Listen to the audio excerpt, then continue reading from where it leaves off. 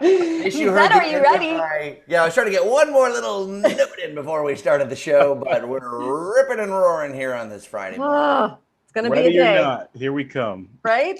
Yeah, Oh, Brandon was making me laugh in the pre-show meeting, so I said, "Get Brandon on in here. He's going to bring us all some interesting, poignant discussion points here for this news well, morning." that would be a first. Yeah. I'm going to bring some jokes too, because that's what We I are always try to sassy bring some laughs. We're ready for a rant, a Brandon rant. A Brandon rant. A rant? Rant. Yeah. A rant. It's a thing. Rant It's a segment. Yes. Y'all ready for your weather poem? Yeah. Oh, a poem too. poem. What a day. I didn't read mine yesterday, but I'll read mine today. So if we could take a look outside of the downtown area, because a little art helps to tell this story as we look downtown, and I cue up my poem. Here we go. Chicago looks good in morning light. Bright sun, blue skies, quite the sight. With dew points low, we won't bake. Upper 70s today, cooler by the lake. Oh, snap, snap, snap. Ooh, okay. That's nice. Oh boy. Got some bars on you. Yeah, blue skies all around today, and yeah, not a lot of humidity out there. High temperature today, probably right around 78. Again, that'll be what we're looking at O'Hare. The rest of the area, or 75, our high temperature. The rest of the area, maybe get a little warmer in the southwest suburbs, a little cooler near the lakefront. Let's look at the Let's take a look at the next 7 days. We cool down tomorrow, but just abundant sunshine over the weekend. Cold, not cold, cool temperatures, crisp, almost fall-like tomorrow, but we really start a warm up, but we don't get the humidity until next Thursday. So even though we ramp up into the 80s and then the 90s in the middle of next week, won't really feel all that stifling until about Thursday. So just a great forecast ahead. All right, let's get into it this morning, guys, because we are going to start off with this story that everybody's been talking about for the last 24 hours or so. 13 CPD officers who were found to have been lounging in Bobby Rush's Southside campaign office, our U.S. Rep. Bobby Rush. There's photos of them drinking coffee, laying on the couch, popping popcorn. While they were, this is during the rioting last Thursday. Obviously, Bobby Rush is very upset. Mayor Lightfoot very upset by this. The FOP is coming out and defending these officers, saying that they were told to make themselves at home. Question is, did they take that a little too literally? What's your take on this?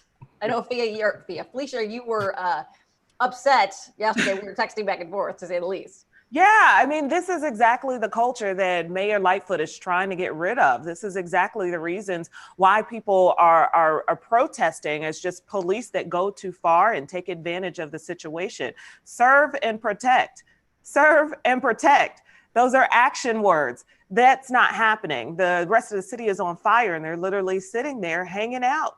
Yeah, I try and always approach situations with a little understanding and empathy, and so you start to think, well, they've been working a lot of extra shifts. How long was this? But when I heard it's 4 or 5 hours, that's where I kind of lose my mind. If it's like a 20-minute breather while other things are happening, we all need a little moment to lay down, relax for a second, if that's what that was really a part of, even if there's chaos happening in the world to rejuvenate. But 4 or 5 hours, that's ridiculous. And there were 3 supervisors there as well. Right. And doing all of this while right outside, there's looting going on. Businesses need protected. The big concern and biggest complaints I'm hearing from the South and West Side is that we were left unprotected. Where were the cops? Where were the police? Well, we have video right here of them just chilling. And as Bobby Rush said so passionately, eating my popcorn in my microwave. Yes, don't Very touch the congressman's popcorn. And what I question too, like, how many people would not be mad if it was 4 officers that were there because they were told to guard the office? But Right. it's 13. Like, why are there 13 people that barely fit in that office? It's not that big. That's what I was thinking. If it was only, 2 who had to keep watch, because it looks like at this time, 4 or 5 hours later, things had somewhat calmed down. The fact that it was 13, it's just way too far. And you guys know how I feel about my taxes. That's all I saw with dollar signs sitting there eating popcorn and dollar signs sitting there in the chair. It's irreprehensible. It's not okay. I think people are falling into 2 camps. Some are saying this is bad optics, but some are saying this is just bad policing. This is bad for our communities. This is part of the bigger symptom of the problem that we're seeing. Not only was there looting happening nearby, but there were calls of officers needing help. And, you feel like that brotherhood is so strong. If a burning building is happening, the firefighters are going there. I don't care how little sleep they've had. Now, it's hard to compare those two situations, but boy, it looks bad and it is bad. Yeah. And I'm shocked. I shouldn't be, but it's so distasteful of the Fraternal Order of Police's response. I don't understand why, when it comes to FOP in our city leadership, why it always has to be so polarizing. It doesn't feel as though they give on anything. There are reforms that need to be made. There are wrongdoings by police, and they never, ever have anything to say for that, or any terms or words of justice that should be spoken into those kinds of situations. Right is right and wrong is wrong, whether you're a police officer or any other citizen. Yeah, Mayor Lori Lightfoot saying in the press conference yesterday, when she was clearly emotional, very upset, that there is going to be a reckoning for the FOP, and she believes that reckoning is now. So that relationship, something to watch as we go through. Also, I mean, who thought this would be the thing that unites Bobby Rush and Lori Lightfoot? Bobby Rush was a fierce critic of the mayor, but before she ran, said that she'd have the blood of Chicagoans on her hands if we put her in office. Well, right, and you wonder the conversations that happened behind the scenes. Bobby Rush could have just come out with this himself, but they wanted to do it as a joint press conference. I imagine the mayor, appreciative of the heads up and an opportunity to outcry the police, just like Congressman Rush. I will say that the Fraternal Order Police, that's their job, is to have that line. I just don't understand why we continue to look for the Fraternal Order of Police to have the statement. I think Chicago police need to come forward with their own statements on these sorts of issues and let's not give the union so much oxygen. Of course they're going to come to the defense of the police in some way, shape, or form. It's just everyone playing their part. And I will say, though, there's the senior upper level supervisors in the police department did call it indefensible. Okay, good. Thank you. So yeah, and they were there and said that at the press conference. Yeah. To your point, Brandon, with Congressman Rush, he specifically came out and saying positive words about Mayor Lightfoot. And to do it on that stage at that time, it does make you wonder what kind of conversations happen behind the scenes. Right. All right, let's continue this discussion, and they are somewhat related, of course. Yeah. Everything related these days. Let's bring in 33rd Award Alderman Rossana Rodriguez. She just won, and it's her first year in office after defeating long-term Alderman Deb Mell in a very close election. Alderman, good morning. Thank you for joining us here today. Good morning. How's everybody doing? Very good. Good to see you. We were just chatting about the police officers' actions in Bobby Rush's congressional office. What was your reaction to that? I'm not surprised. I feel like we have a long history here in Chicago of police misconduct. I sit on briefings almost every month for law settlements. I'm disappointed. I don't think that is the worst thing that cops have done during these protests. So I'm not outraged. Let's talk about policing in the city of Chicago and specifically defunding police, because you've been very vocal about this issue. Where do you stand? I am definitely for defunding the police, and I want to take a second to explain what that means. I know that a lot of people hear defund police and think that this is a radical idea. I don't see it as a radical idea. I don't think it is a radical idea. I think it's good government. I think that if we start spending on meeting the needs of the people, we are going to need much less punishment, right? So the balance is if you give people jobs, if you are if you work so that people can have housing, if you make sure that people have the mental health services that they need, then you're going to need much less punishment, right? So if we defund the police, which has right now 40% of Chicago's budget, 40% is a lot of our budget. It's $1.8 billion.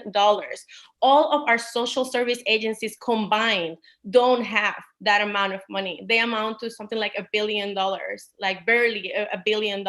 So we're spending so much more in punishment than we are in actually helping people have the lives that they deserve. hmm And you think about the school budget that we couldn't figure out a way to close that, and we had to keep our kids out of school for 2 weeks. Another opportunity for them to get into an issue with the police. I am happy to hear you at least have conversations about that. Are there other aldermen who are having these conversations with you? Because I immediately think about Laquan McDonald and how all the aldermen just signed off on that paycheck to the family and because of this police wrongdoing. And it doesn't seem like the aldermen are speaking up and going against what's right and what's wrong when it comes to policing in our community. It seems to me that there's still some fear attached to the idea of defunding police. I think that people are still very cautious when they talk about it. We now have 6 socialists in city council. I am one of them. I think that this is a moment when we need to be pushing these ideas and have these conversations. And I know that there's at least 9 aldermen, including the 6 socialists, that are having these conversations. The Progressive Caucus, I had a meeting with the Progressive Caucus yesterday, and we started having these conversations. I can't give you a head count right now of everybody who is absolutely committed to at least divesting money from policing into social services and other needs. But definitely we are having conversations. There is a lot of opposition. There is a lot of fear still associated with those ideas. But I think that what people are telling us on the streets, the people that have been risking their lives going out there and protesting in the middle of a pandemic, they deserve to be heard. And this is what they are demanding. This is what they're telling us right now. And as lawmakers and people in positions of institutional power, we need to be listening right now. Amen. I think a lot of those fears that people have, from what I hear from critics, is that from defunding the police, they fear that we're taking away resources to fight violence here in the city of Chicago. We just came off one of our, actually the most violent day in 60 years on Sunday with 18 people dead. How do you respond to those criticisms that defunding police could actually leave the city more vulnerable? Well, we have been investing in police and it doesn't get better, does it? Like, we see shootings almost every weekend, we see shootings in this city. And we have continued to throw money at police like it is going to prevent that from happening, but that doesn't happen. It doesn't change because you are not changing the conditions in which people are living. You're not giving people opportunities to have jobs, to have meaningful, gainful employment with benefits. You're not allowing people to take care of themselves and their families. So that is what's going to happen. So when we think, for example, about the fact that the police, nationally, the police, 95% of the calls that police get are for non-violence incidents, right? So the police, I don't know the exact numbers for Chicago. I am waiting on the Inspector General to give me these numbers, and they're working on it. It's a little tricky to get the numbers because of issues with emergency management. But right now, if we look at the whole country, and Chicago is a reflection of the whole country, because we're one of the cities that have the most police per capita in the United States. So if police is responding to 95% of calls that are non-violent incidents, that is mental health crisis, substance abuse, homelessness, sex work, there's a lot of different things that police is responding to right now, where you're sending an armed officer without the tools to handle any of these things. Yeah. To deal with those things. But you could actually be sending mental health professionals. You could be sending personnel from the FSS to provide support to homeless people. You could be giving people housing, right. But we're not doing that. We just continue to add money to the police and have austerity for the things that we actually need, right? Like housing, for example. I want to give a shout out to go ahead. Well, I also wanted to say that this is the last budget was the first year that we actually funded the Office of Violence Prevention. And the approach that the Office of Violence Prevention from the mayor's office took was violence interruption, which is an approach that is very helpful and successful in preventing violence. It works through outreach workers that build relationships with street organizations. And then you can have the intel to know when something is happening and you can go de-escalate. The police is not equipped to do that. The police will come after the shooting happens. But if you actually have street outreach workers, building relationships in communities, you can actually prevent some of those shootings from happening. We, as a city, gave that office $7.5 million. The office has like $9 million. They were spending $7.5 million in 15 communities across the city. We could be doing so much more than that. Yeah.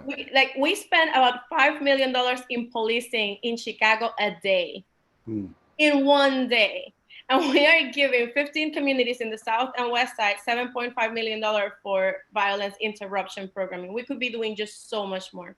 Hey, I want to give a shout out to the 33rd Ward in general. I know she was your opponent, but Deb Mell, lesbian alderman, you were the first Latina alderman in your district. So a diverse district, and one that I imagine you love fighting for.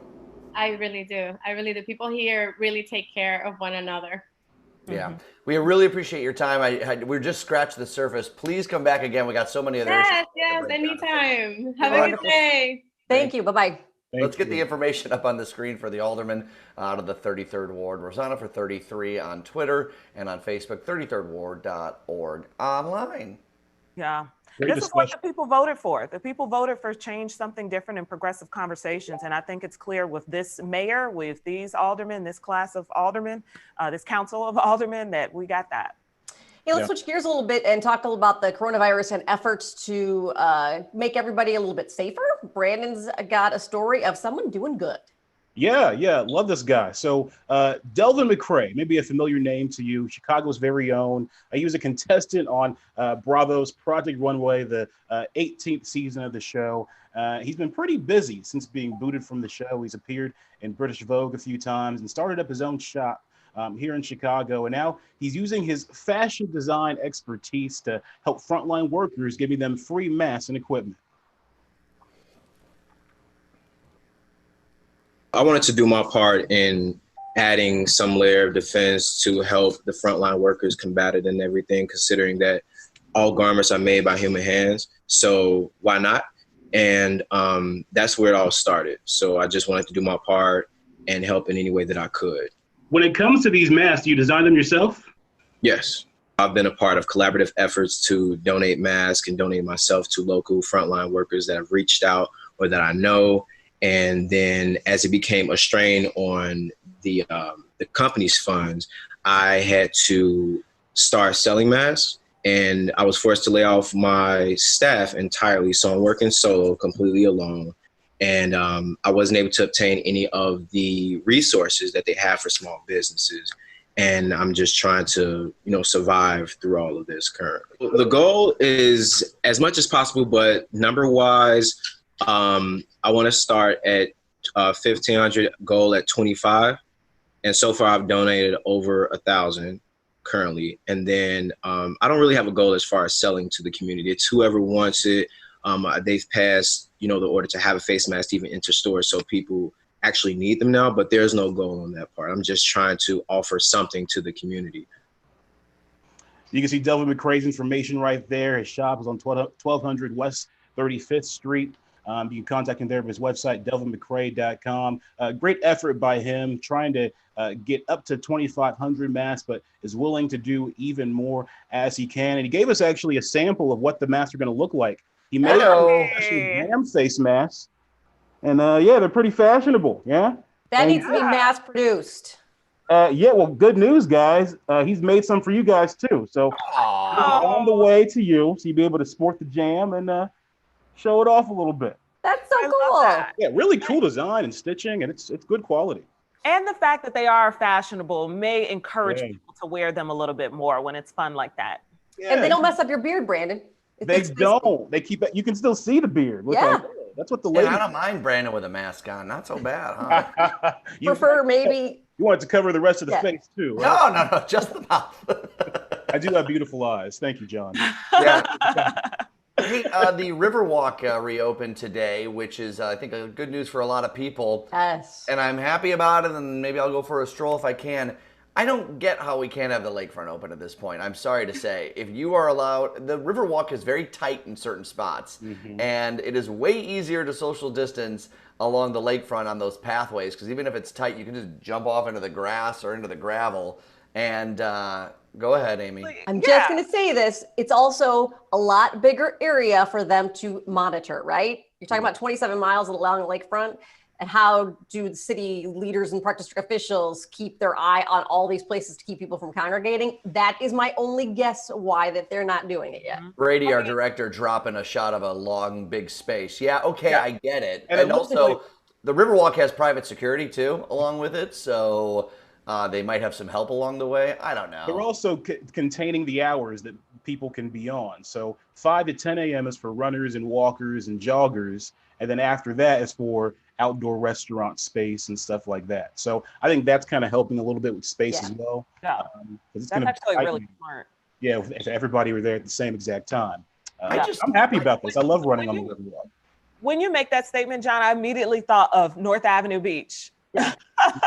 Like you On a hot day, are going to go crazy. How do we know this? Because they did it already. The mayor said, don't social distance. She said, stay at home. And what did people do? They rushed the lakefront. Yes. First of all, that was in March then I think we are way more indoctrinated into what we're supposed to do now. And we've done a really good job at social distancing. People are wearing masks all over the place. Everyone walking around, for the most part, we know to keep those 6 feet. I think it's a lot different now than it was 3 months ago. I think we get it. And sunshine and humidity, UV light kills the virus. Why are we opening restaurants? We can't open the lakefront. Look, this is not the hill I want to die on. Like, I'm fine if it's not. bring up the president's press conference about light and heat. And No, that was light inside the body, not just UV saying. light outside, where science agrees that UV light kills the virus. All I'm saying is, outside, running, happiness, it improves things. We have a giant lakefront. It's the summer, and maybe I will die on that hill. Yeah, I think you're with right you. about that, Fred. I'm with you. I live right by the lakefront. I'd love to get back out there because it's a great place to run. Yeah. FYI, I did look up Beatnik yesterday. Remember it came up on the show? Yeah, I love And it. their reservations are booked for like the next 5 or 6 days. So, and they have the patio on the Riverwalk. And Right. so if you are booking any of your patio space, any of your patio time at a restaurant, you guys book in advance. Just drop Kelly Rizzo's name. We'll get in there. We'll lock Right. Yes. Bob Saget sent me Yeah. at the end. A Bob's- good show. We got another great show coming up at 10 o'clock. Rosebud Baker, a comedian, actress, writer. She's got this real dry sense of humor. I can't wait to chat with her. Yeah, it's going to be a fun day. That is for sure. Josh McBride is going to come by and give us some really good ideas for Dad for Father's Day as well. And Maisha Wynn giving us tips to better take care of ourselves and our mental well-being. You guys, we're going to be zen going into this Friday payday and the weekend. Yes. Did they pay that? Enough right It's there, not right? payday Friday. Some people it is, though. Congratulations, you. Oh, You okay. paid it. All right, guys, we'll see you at 10.